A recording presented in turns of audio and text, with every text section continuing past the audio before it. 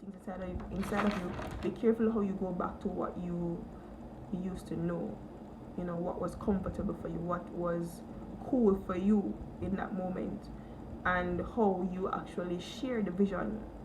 It is important that when we have certain encounters that enlighten us, that we be careful how we share that.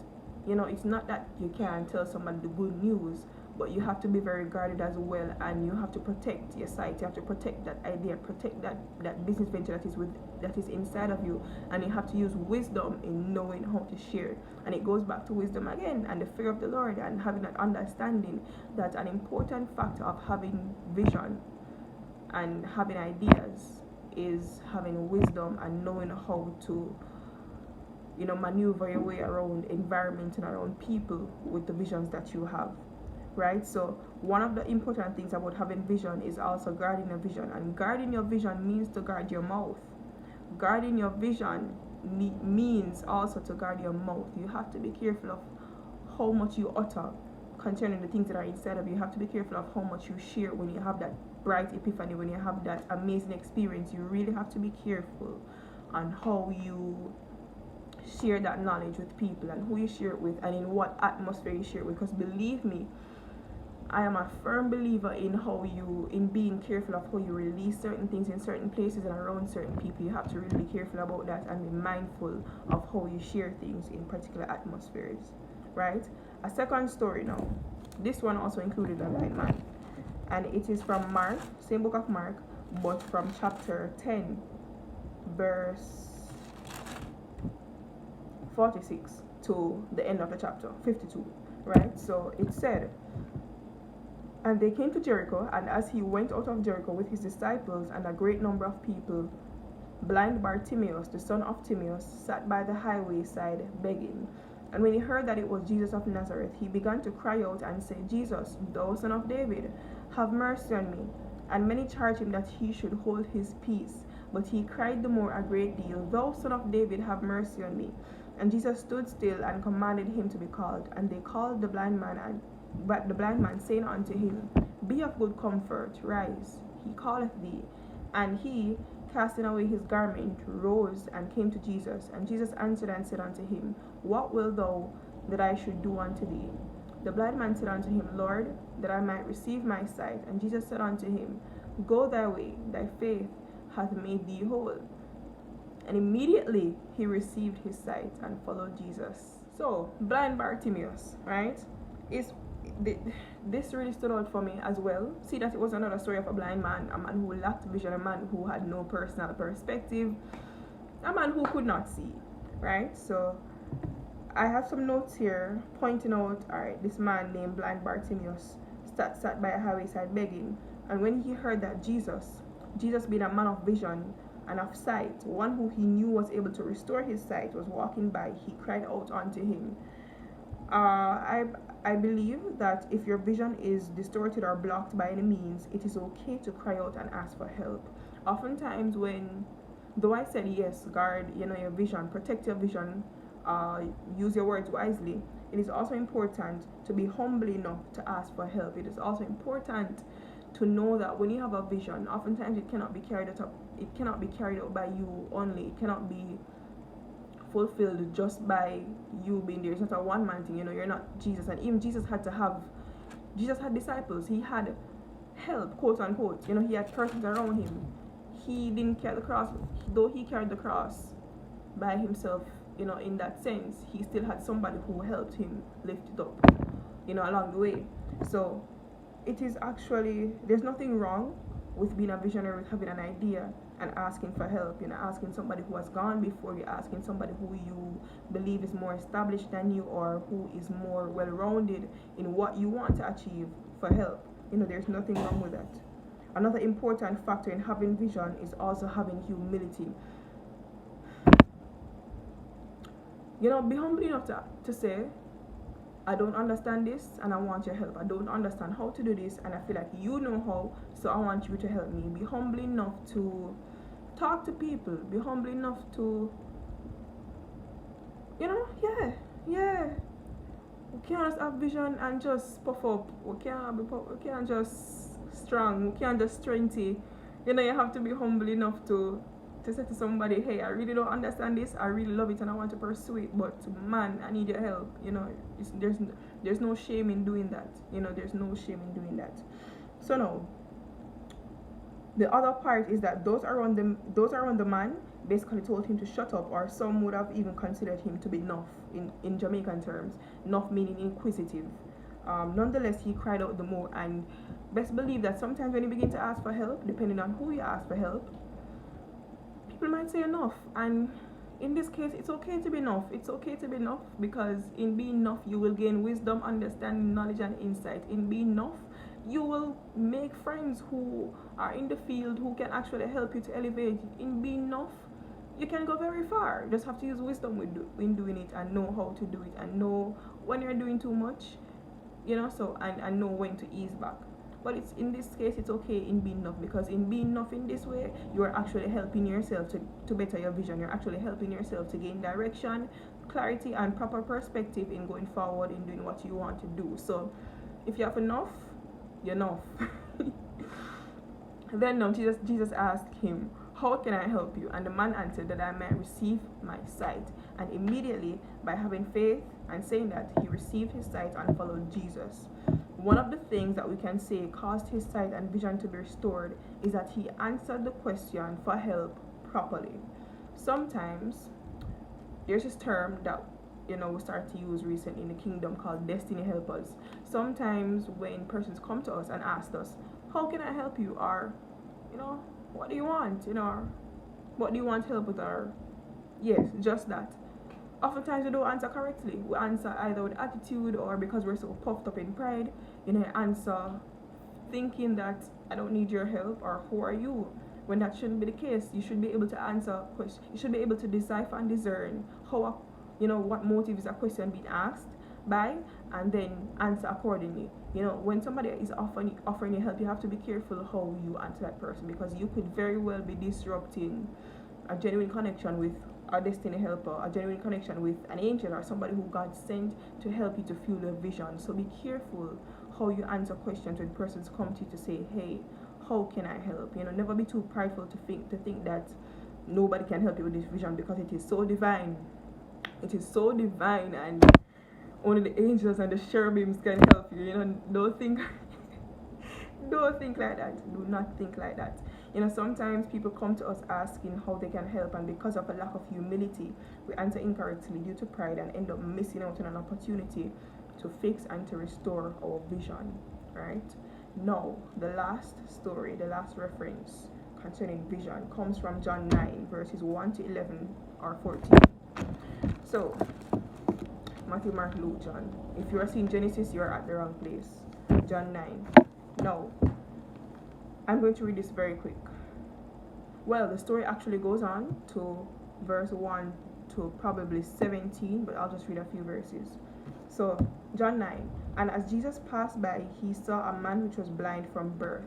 And his disciples asked him, saying, Master, who did sin, this man or his parents, that he was born blind? And Jesus answered, Neither had this man sinned nor his parents, but that the works of God should be made manifest in him. Skipping a few verses. And when he had thus spoken, he spat on the ground, this is Jesus, and made clay of the spittle, and he anointed the eyes of the blind man with the clay. And he said unto him, Go, wash in the pool of Shiloh, which is interpreted to be sent. And he sent him there. He went his way therefore, and washed, and came seeing. And when he came back seeing, people were like, not a blind man there, or isn't that the blind man, or isn't that so and so who used to be blind? It's not making sense. It's not adding up. No, what I want to point out to us, that one, this man was born blind, meaning we can interpret it in this way as visionaries, as entrepreneurs, and as business people, that this man, he was born without vision. He was born with a lack of vision. He was born with no perspective, no direction,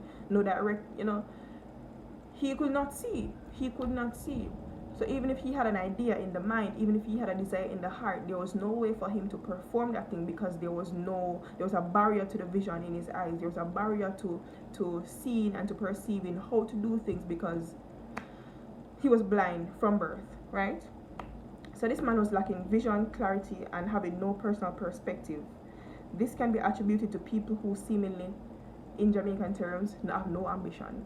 And it's not always a matter of people just get up and don't have any ambition or have no ambitions, but it can also be a factor of, all right, let me point out these notes. So the question his disciple asked him can indicate to us that his wrongdoings, or even that of his parents, can be factors that would have caused his vision to be messy or caused his vision to not be there. And so back to the ambition. It's not that people just get up and don't have no ambition. Sometimes it's because of the lifestyle that their parents lived, that they never came with any particular aspirations or dreams, or it's just a go with the flow kind of lifestyle. So they don't have any set goals. They are just going with whatever. They don't have any vision, perspective, insight that they are living by. So them just go on with the road, And as a result of that, Jesus answered and said that it was nobody's fault, wrongdoings, or lack of vision thereof that caused this man to not have vision. So it wasn't anybody's fault.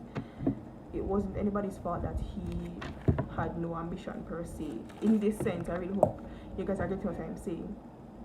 So Jesus' answer after that was him saying, but that this lack of vision was for the glory of God to be made manifest. So it was nobody's fault that he was blind and he couldn't see and he had no personal direction and perspective, but it was because God wanted his glory to be made manifest in his life so that he could be a sign and a wonder to people, right?